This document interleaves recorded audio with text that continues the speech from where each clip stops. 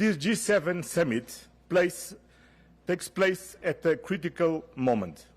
We face uncertainty in the global economy and an increasing number of conflicts across the world. We witness continued Russian aggression against Ukraine. We confront a devastating humanitarian crisis in Gaza with urgent needs growing by the day, and we now also grapple with conflict between Israel and Iran. At the same time, we also face risks to economic growth, risks fueled by policy uncertainty and trade disputes. Against this backdrop, the G7 carries an important responsibility. The G7 must lead with unity and purpose. On the economic front, global imbalances remain a shared concern among G7 members, and we are committed to addressing them without sacrificing free and fair trade, which has delivered prosperity to our countries and lifted millions out of poverty over the years. We must act to overcome trade tensions, encourage investment, and foster sustainable growth. It's our duty and it's our obligation. The role of the G7 is also essential, addressing the main geopolitical challenges.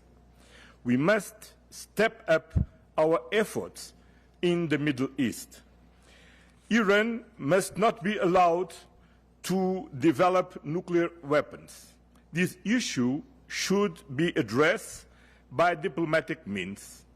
This is the time, now is time to give space for diplomacy and to give opportunity to decrease the escalation between Israel and Iran.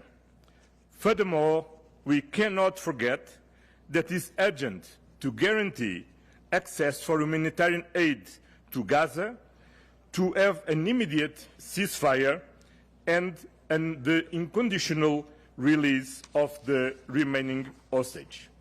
Finally, we must stay the course in our collective resolve to support Ukraine's sovereignty and territorial integrity. Supporting United States-led peace efforts and ensuring they have the best chance of success. Shaping the conditions for lasting peace, including long-term security guarantees. Continuing to provide military and financial support to Ukraine, empowering its defense, deterring future aggression, and enabling swift reconstruction. And increasing pressure on Russia by imposing additional sanctions to cripple its ability to wage war and pressing for an unconditional ceasefire. The G7 plays an essential role in coordinating global diplomatic and economic efforts. I hope that the frank and open discussions we will have here in Kananakis under the skilled chairmanship of the Prime Minister Carney will enable the G7 to fulfill its role, to restore stability, to show the way to lasting peace and economic growth.